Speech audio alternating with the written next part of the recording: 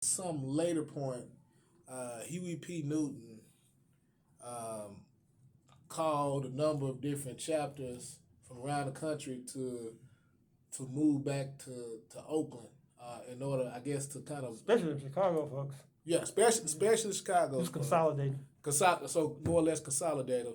Was that what was your reason, or were you considering John Paul called me, told me to come on up. See, I talked too much by then. Yeah. Like, first of all, how will I eat? Yeah. See, that juice shake thing they were talking about? Yeah, that was fine for the upper echelon. Right. See, I've talked to people that were out, and, been around that during the time.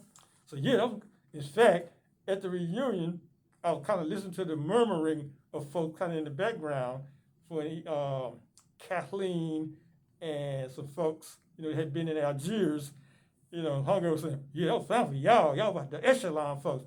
Us over here wasn't, it was like we on our own.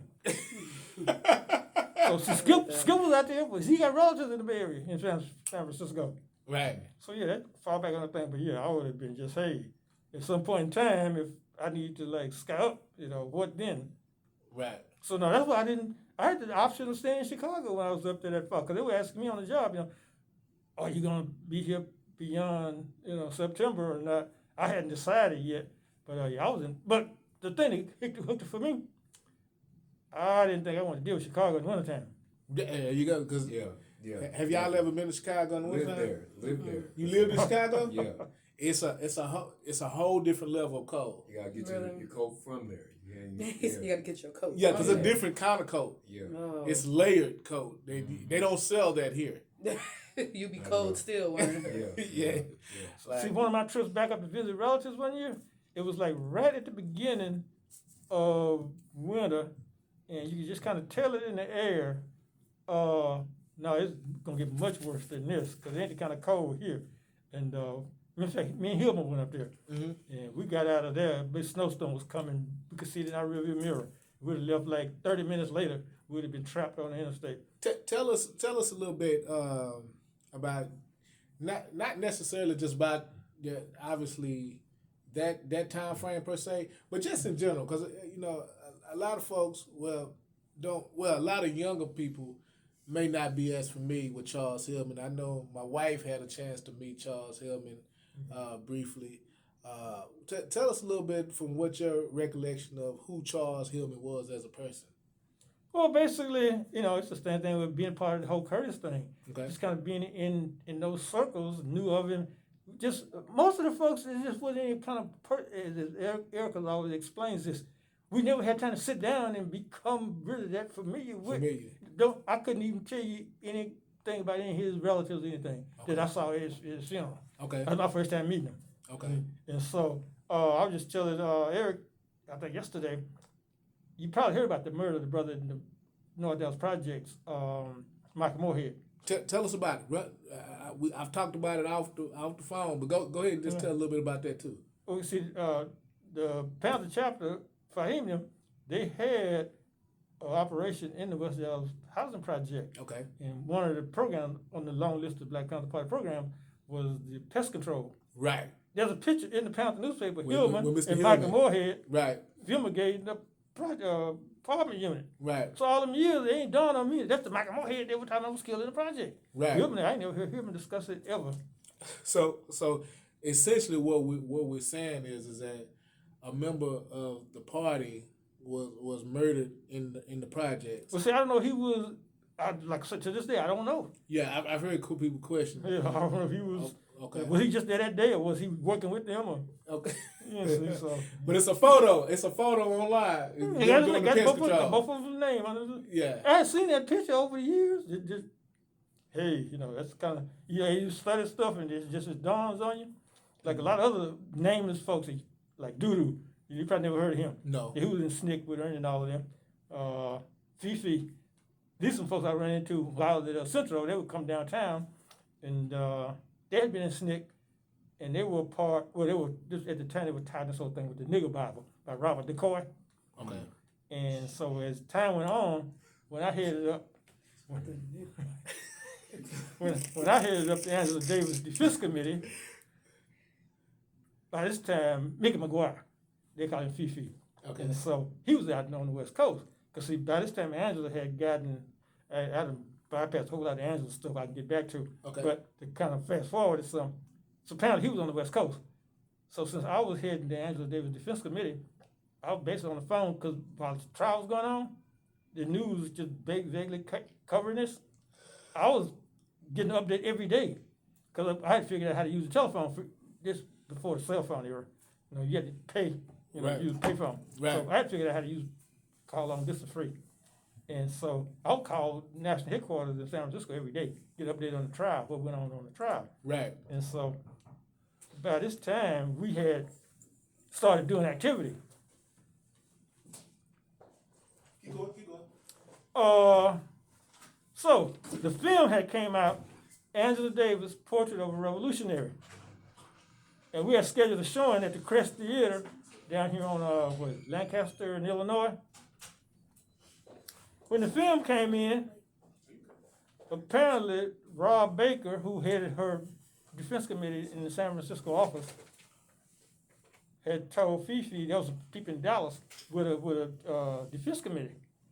So he gave to do my dress. He came right to the house wanting the film. You know, it's like I could only deal with this after work hours. So it's not like a defense committee in Chicago, San Francisco, New York, where they had people that's available during the day and all, free to do all this. So we could only do it because I think even the twins, even they were in school, we could only, if we scheduled a film showing, we could only do it like after work or at night. And so that limited us in terms of what we could do. I got the letter here right now, really from national headquarters. And so I had to tell him, I'm not giving you the film, I'm responsible for it. So we had to walk down, I'll think about this now, we had to walk down the block to use a payphone to call San Francisco to let Rob know, he can have the film once we get done with it, then it'd be his responsibility. Right. So that I didn't see him again till next thing I know he was in Houston somewhere. But Dudu came, last time I saw Dudu, he was when Vicky at the South House Culture Center had Gloria Rolando in from Cuba. Okay. They did the film on the side. Right. She was running late, but she was in Dallas, but she was so tired that she had to rest at the hotel. So Vicky wanted me to kind of like, go a lot of this what the audience was there, so they wouldn't be just waiting around. And so Dudu was in the audience, but he never said anything. So I kind of was hoping he would fill us in on all stuff that happened in the West Dallas Project. But I think he still had a case out in L.A. he had to go back and serve 30 days on. Mm-hmm. But I hadn't seen him since. I'm not even sure if he's still living, really. He and Mickey McGuire. So, those are some kind of fond memories of folks who've come down the pipe that,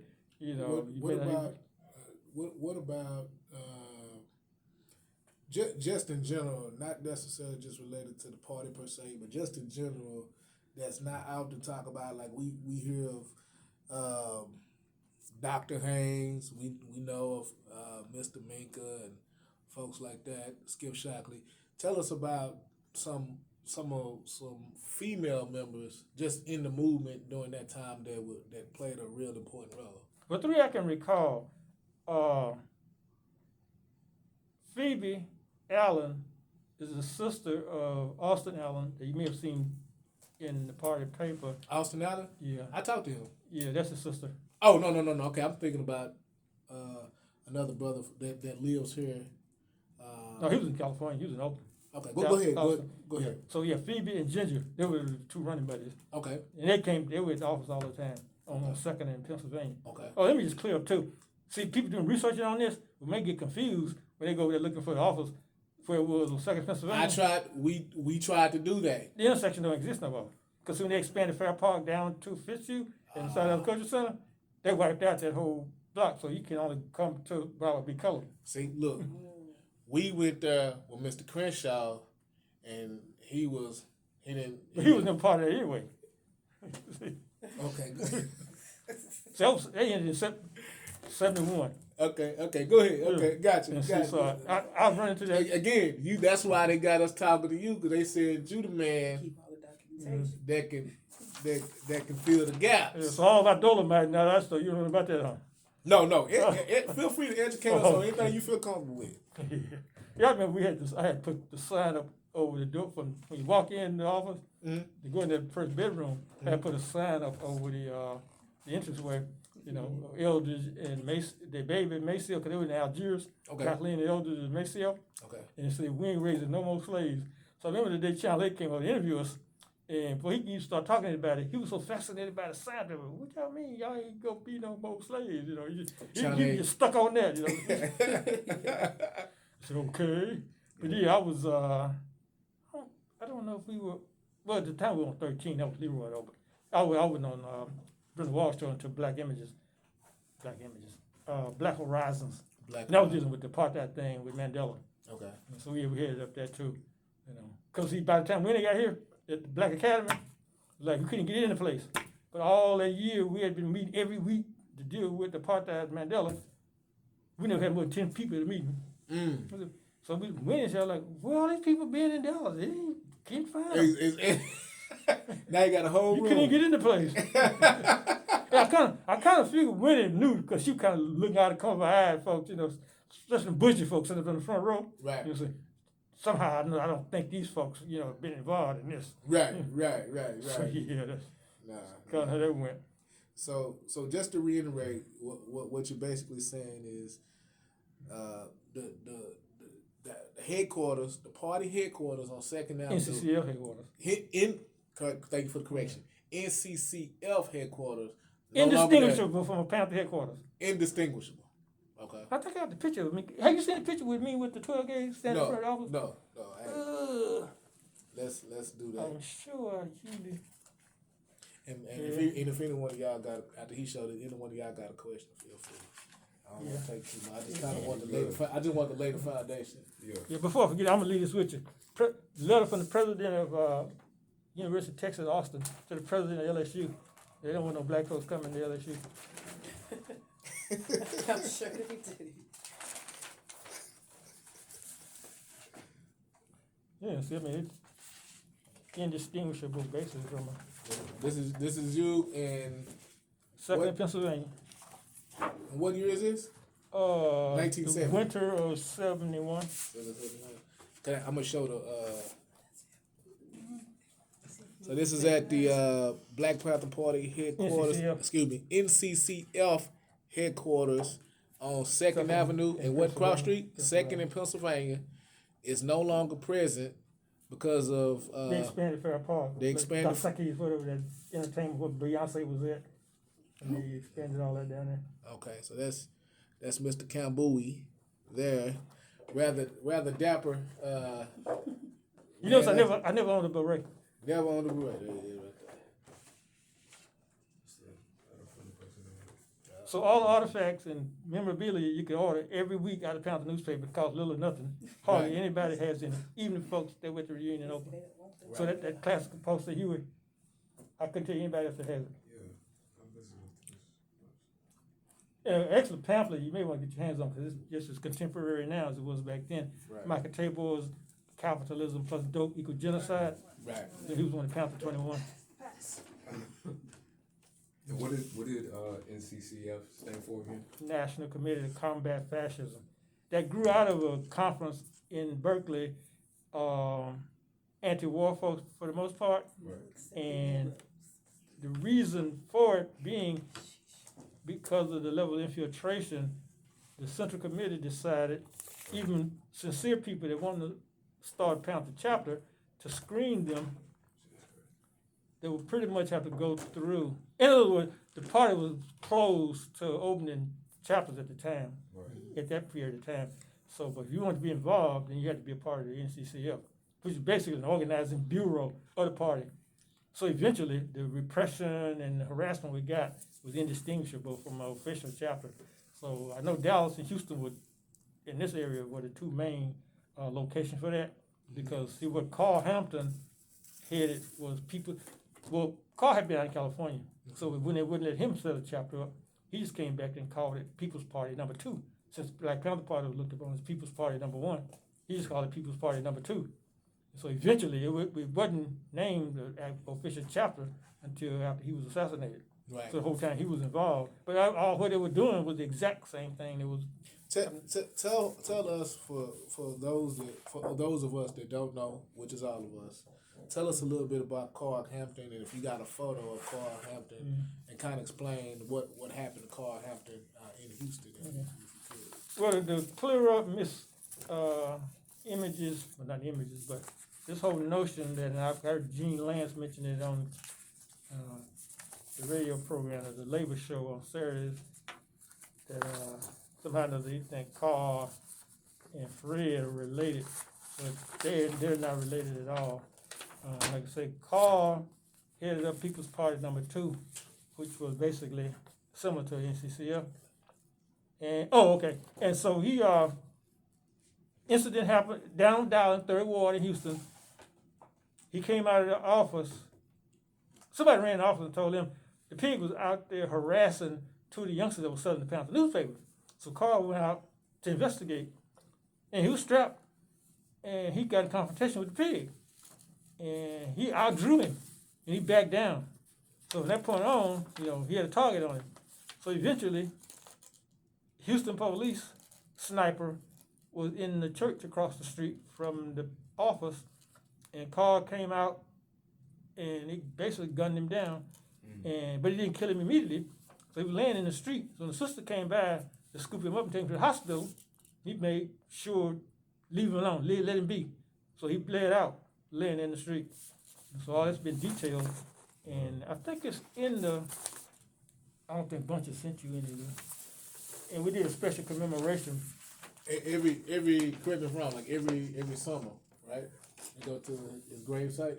Yeah, but they did a special publication, the detail and everything. Gotcha. Oh wow. Yeah, brother came up here and did a layout, and I did it. So yeah, that's the one of the commemorations. That was back. That's 15 years ago? I didn't realize that was that for. Time passes. Time goes by quick. Whoa. Time goes by quick.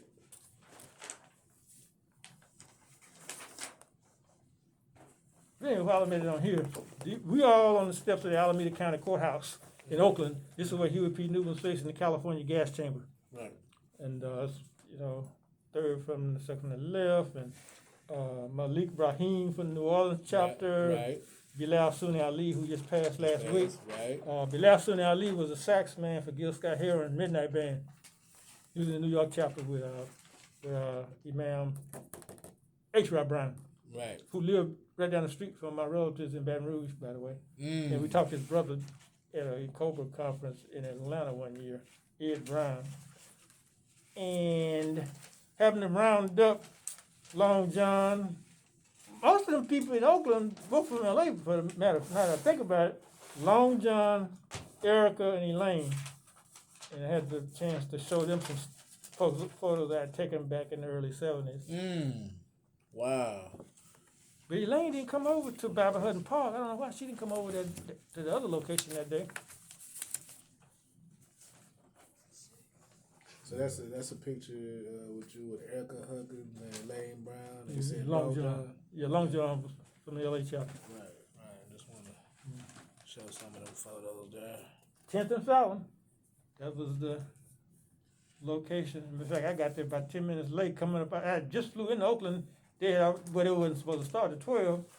And when I got off the BART downtown, I had no idea which direction the courthouse was. Right. And so I walked about a block, and then all of a sudden I could hear the shouting, and just followed the noise. And but the way the courthouse is situated, it's kind of like backwards, because it's facing Lake Merritt. And coming from the town area, you're kind of like behind it.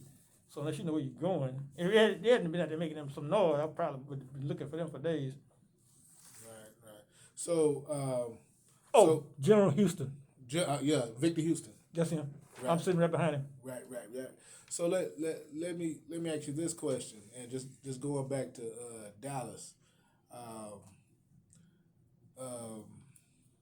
Could you explain the whole scenario with Curtis Gaines, as far as some people have stated, at least from what your understanding was of him being an informant.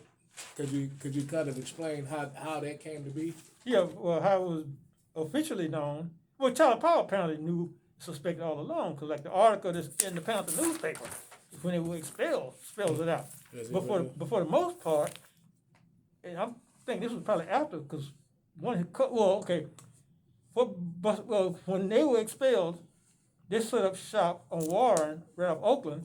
They were calling themselves whatever the name was. But unless you were privy to a lot of inside information, you would assume that they were still officially connected with the Panther Party. Mm-hmm. And so that article got to Alva Johnson on Channel 8, and she made mention of it on the news. Right. So that kind of exposed that. So, but the house now that they had built up from the ground across the street from the Cedar Crest Golf Course. Okay, so that's the, correct me if I'm wrong, I may be incorrect. That's the house that had the gate. I've never been to the house in my life. Okay, you never been Never to saw okay. it. I read about supposedly Curtis Gaines had some big house that For money that the white woman. donated to the struggle. Okay. That he pocketed and spent Okay. on personal stuff. Okay. So Red Dog, Cornelius, Beverly, and whoever else, was over there at that. So when the raid came down on them, Curtis never did a day in jail. Red Dog ended up going to prison. Doing So while 10 he was years. so either doing a recess or P or something, he was sitting there doing the recess, thumbing through the stack of materials. Who you Red talking Dog. about? Red Dog. Red Dog, okay. And he pulls this letter out and he sees where unmistakably Curtis is the snitch. Because basically during this situation, he's his co-defendant. Well, Right? Curtis was never on trial. No. Okay. Curtis wasn't on trial, don't but think- Mr. Red Dog was on trial, Mm-hmm. and he was having the privilege to look through that through his Yeah, file, because all the evidence they had, like, through discovery. You know? Mm. Yeah. Wow. And so when he saw it, what basically happens? well, that's kind of how they knew. But I'm saying, well, it was really insignificant for me because from the time we left there in February of '71, whatever come what may wouldn't surprise us. So when we hear in the news that Curtis is an undercover agent, like voila, well, surprise, surprise. Right. Did After that moment where kind of Red Dog knew that Curtis Gaines was an informant or an agent, whatever, for Dallas Police, federal government, whatever, did anyone see him afterwards? Like, was he active in the community afterwards, or he just ceased? Also, all the time he drove a cab. I flew in here one time. I think I was down in California. I got a DFW. He's sitting on the curb, waiting to pick up a fare. I just hollered at him, kept on stepping. I never even stopped. Mm. So yeah, we see him all the time. Oh, really? He drove for the same cab company that got embroiled with the whole thing with Al Lipscomb and the bribery. Yellow car cab. No, it wasn't yellow. It was like the black dude that owned this. I don't know if it was yellow or not. Whatever cab company the black dude owned. Okay. Here's what he drove for. And so yeah, over the years, I've seen him. In fact, I got the article here with is he on one in the back of the?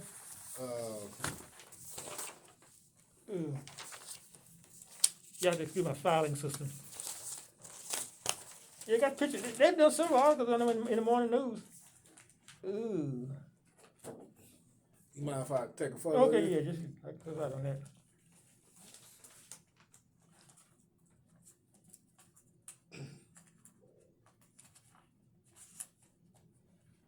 I thought oh yeah, it's on the back of. Well, it must not have been on the back of the one I gave you. Yeah, he did. Matter of fact, he died in the cab. Okay. I gotta get him. So Yeah, I got extra one of those, so you can keep that. you said I can keep it? Yeah, I got a stack of those. Okay. Most of you, I probably got a stack of those. Okay. Erica used to be on the school board in Alameda County. Erica Huggins. Mm-hmm. Okay. Yeah, Erica was on the Central Committee. Wow. Yeah, we stopped by the office and she was in there and we just hung out.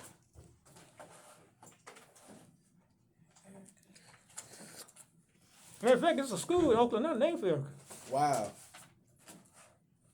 Yeah, she's on Facebook. We back and forth on stuff, and Right. he did something. The past couple of weeks, I've been seeing like almost every day on like YouTube TV, they're doing something on the Panther Party. They did a whole thing at, I think, Stanford, where she and somebody was, her book. Y'all seen her book? Oh, Women in the Black Panther Party?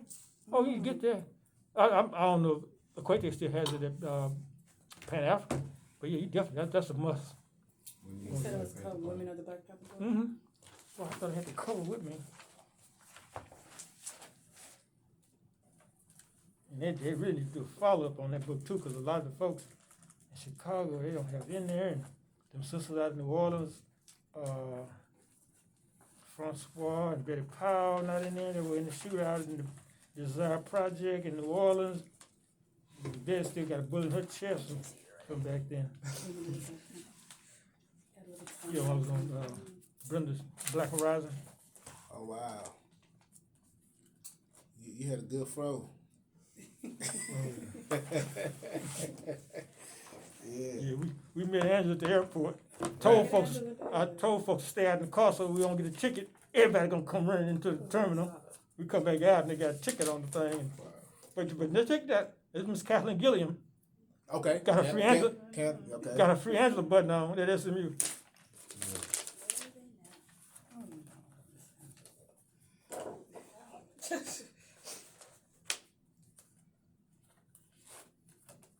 Y'all have seen the film of Cyrus Shakur and Oya, The Eyes of the Rainbow? Yes. Okay, yeah.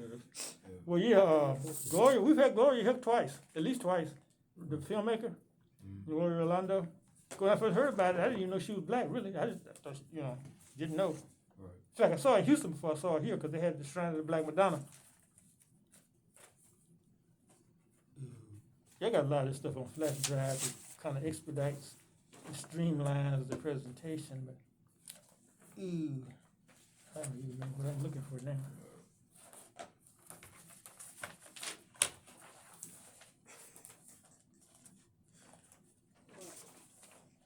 $1 million. Yeah. Linka. Yeah. Oh, Linka. She's been around for a minute. So do anyone of y'all got any questions? Feel free to ask. Oh, the twins I mentioned earlier, Annie's and Jenny's, that we went out to the Bay Area during the Bobby Sidney Lane Brown campaign. Okay. We went on up to Marin City to the courthouse. That's in 73. Twins. Fraternal. Fraternal twins.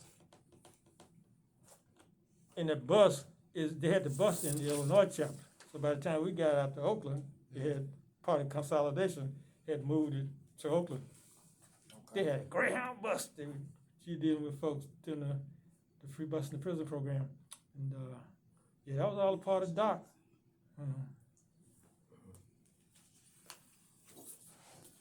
Y'all got any questions?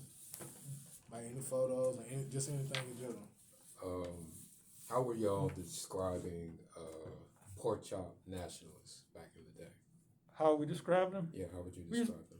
Basically, so they weren't part of political activity. And but really, knowing what we know now, with being all a part of the FBI thing in Karinga, Right. it was deadly.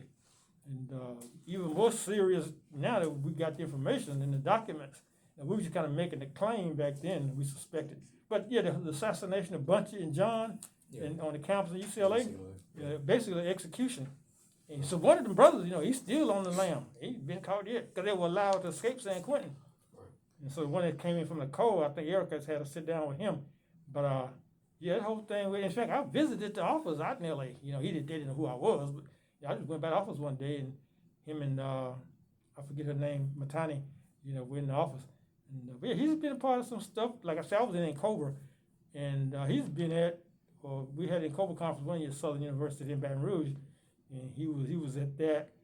And I make sure I always have this to show folks whenever I know he's going to be somewhere, and kind of put a chill on that. But the whole thing with at the time we were making the claim, we didn't have the documents, but we got all the FBI documents now. Right. So it's little to the imagination, and that not only Bunch and John, but see they were responsible for the assassination of brother down in San Diego, in other areas, and deadly. So that's why I've been a part of Quates, having a part of Kwanzaa activity at Pan-African. Yeah. But my real heart ain't in it. I just do it kind of the community thing, you know. But Right. the whole thing with the Kwanzaa thing, connection with Karinga. Karinga, Yeah. and with me exposing it and bringing that with me, it's kind of like I'm sure folks are wondering why, you know. Right. Throwing I up want to the make vibe. sure you know about this too. See. Right. So the people that want to celebrate that, I got no problem with it, you know, because of the African thing, you know, with Nyerere in Tanzania, you know, you can precede him with that whole concept, Yeah. you know. Ujima. Ujima. Yeah, Ujima. Yeah. And so yes, once you're able to separate a lot of the stuff, you can have clarity on it. Because people get confused and thinking you one way and it's really something else. And so yeah, if he walked in here written, I would have a word to say to him, but he would be complex and not knowing why. I'm sure. Yeah. Because a lot of those areas, people that don't know me, you know, they just kind of wonder, well, how would I know all this stuff? Because even in fact, when I approached Erica after the little gathering right here, she looked at the pictures and looked at me and said, "How old are you?" she could not believe that was me standing beside her in the office. You know, back then. Was it? So this was you. And that's Erica. Let me show that photo there. That's Elaine Brown, and in the right. Oh no, that's only Erica. That's Oh, that's Yeah, Erica. oh, Okay. Erica. I'm sorry. She kind of looked. Yeah. and that's you right there.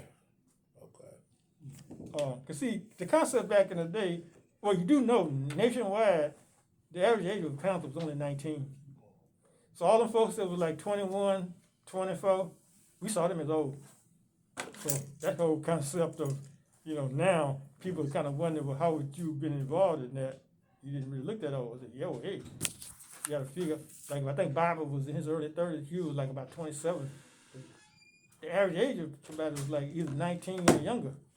And so you're going up against the federal government. They got millions of dollars to spend on suppression and, you know, targeting people for assassination and sending letters, causing marriages to be broken up, all that kind of dirty work that they were doing.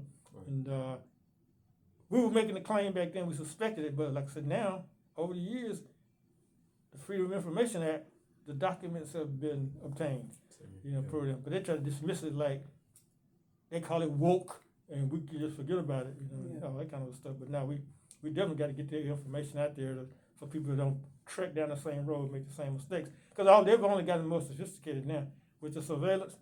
Because I don't know if you're familiar with the detailing on how Assata escaped. But I doubt seriously that could happen now. Because, I doubt that. Yeah. And see, that's a movie waiting to be made. But even the details of how she escaped ain't really been put out there. Yeah. You know how slick that was, and the only source I've seen detailing it, because when Matulu, you know, Tupac is Stepdad. okay. Stepfather. Yeah. So you know, essentially that's what he was really charged with.